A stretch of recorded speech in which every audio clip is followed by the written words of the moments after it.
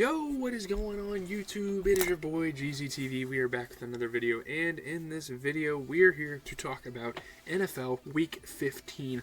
All of the games for the week have just concluded with some Monday Night Football in the books. So what we are going to do, we are going to be talking about all the close games, any blowouts I don't find necessary to cover. So again, we're just going to talk about all the close games. Shouldn't be that long of a video. Let's just get into it. So let's just get things started with the Rams and the 49ers. Obviously a very sloppy, shitty Thursday night game, but it was competitive. It was close. It was a division matchup. So let's talk about it. The Rams get 4 field goals to beat the 49ers by 6 in a very sloppy game. There were 6 total field goals this game. That was the only scoring. Me and my dad were sitting there watching like, what the fuck is this? 4 nights after winning the highest scoring game of the NFL season, the Los Angeles Rams won the only game this year that didn't have a touchdown. Not a single fucking end zone opportunity. Not a single trip there. Fucking insane work. Obviously another very unfortunate loss for the 49ers. I mean, just kind of looking statistically, Brock Purdy did have 142 passing yards, but he threw a pick. It wasn't very accurate. There was that. Matthew Stafford threw 16 for 27, 160 yards. We can't be positive and say anyone got in the end zone because, well, they fucking didn't. Kyron Williams had 108 yards rushing. You get Puka Nacua going 7 catches for 97 yards, while George Kittle had a decent game of 4 catches for 61. Again, very lackluster. I don't even know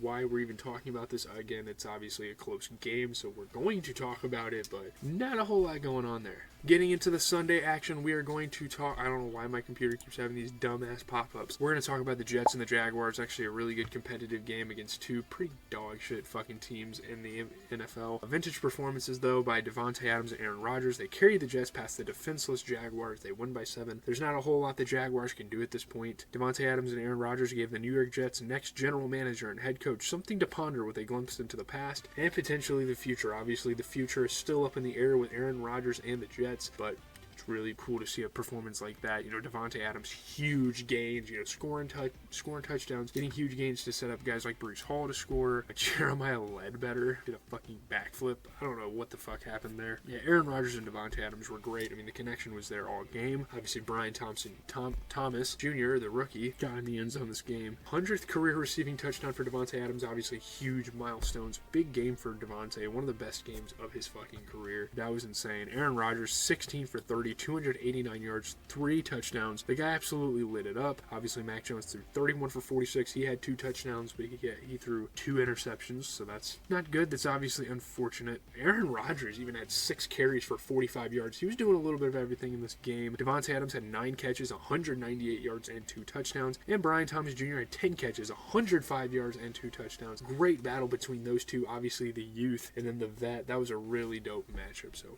shout out to the Jets.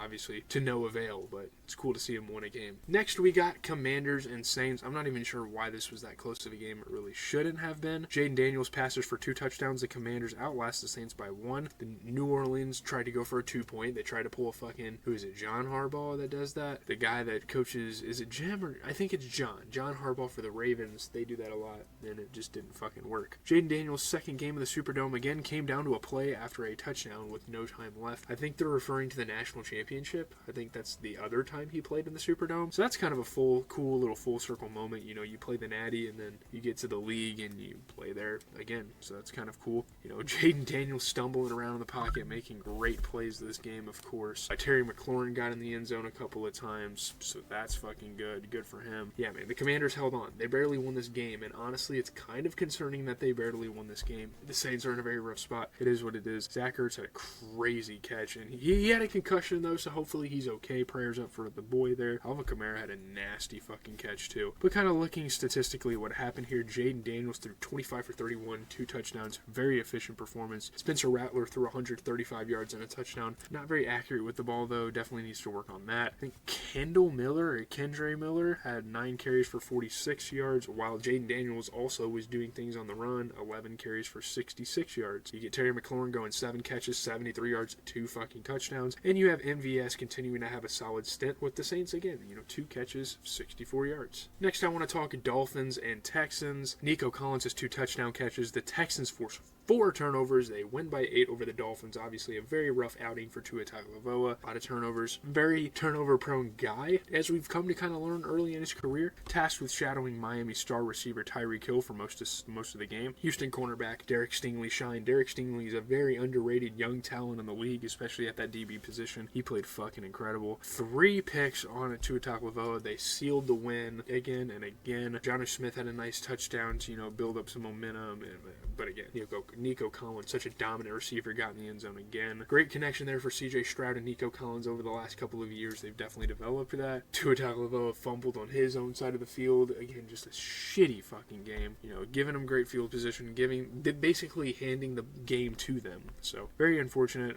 Tua, 29 for 40. He threw for a touchdown, but he had 3 fucking interceptions. C.J. Stroud threw 18 for 26. He threw for 2 touchdowns. Ogunbowale had a 35-yard carry, but other than that on the run, the Texans did nothing this game. It was kind of an interesting game.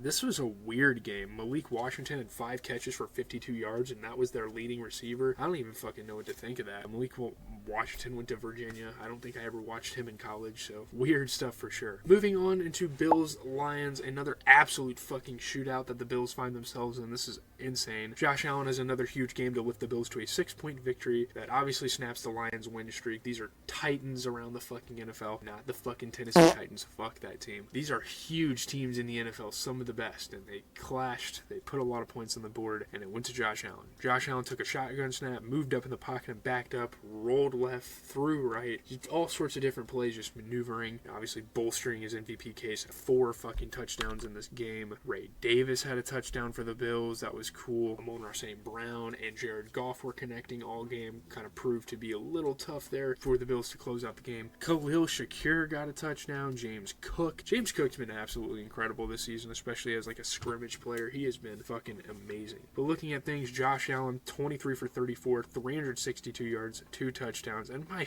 fucking goodness. Jared Goff lost this game, by the way. The dude had 38 for 59, 494 yards, and 5 touchdowns. Like, is this fucking college football? We've seen so many college football-esque performances. It's actually insane. Jahmyr Gibbs got in the end zone. James Cook had 14 carries, 105 yards, 2 touchdowns. Great game there. I think that's Tyler Johnson. Ty Johnson had 5 catches for 114 yards, and man, oh fucking man, Amon-Ra St. Brown, 14 carries, 193 yards, and a touchdown. This game was fucking incredible. Holy shit. Getting into the last game of the week that I want to talk about, the game that ended moments ago, we have the Falcons and the Raiders. Kirk Cousins and the Falcons do just enough to beat the Raiders by 6. They keep pace with the Bucs in the NFC South. Obviously, that's getting a little competitive, down the stretch. Who knows who's going to win that? Ahead most of the game, including by double digits in the fourth quarter. The Atlanta Falcons were just trying to hold on at the end, just do everything in their power to win the game. That's kind of what they did. Falcons intercepted that Hail Mary attempt. That was awesome. Obviously, I think Jesse Bates got it, and he's a great fucking DB, so that was a good play by him. Amir Abdullah, late getting touchdowns for the Raiders. Amir Abdullah, very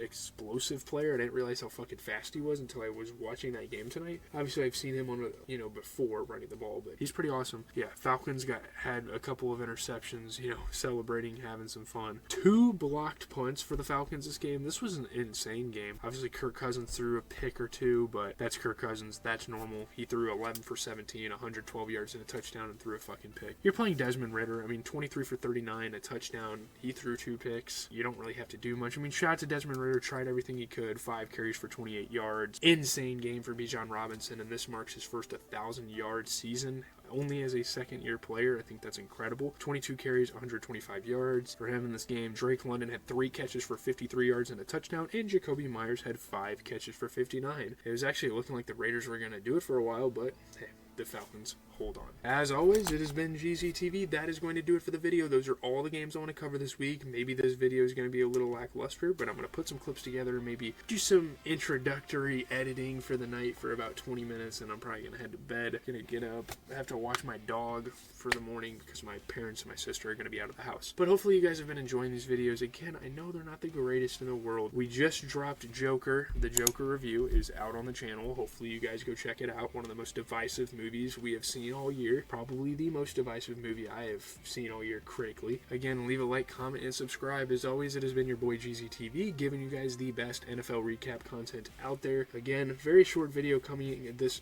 your way. This wasn't the most entertaining week of football. Shout out to my Packers, they got the dub. I just didn't really feel the need to talk about that game because, well, Geno Smith got hurt and that kind of ruined the fun of the game. So there you have it. Have a good rest of your night, guys.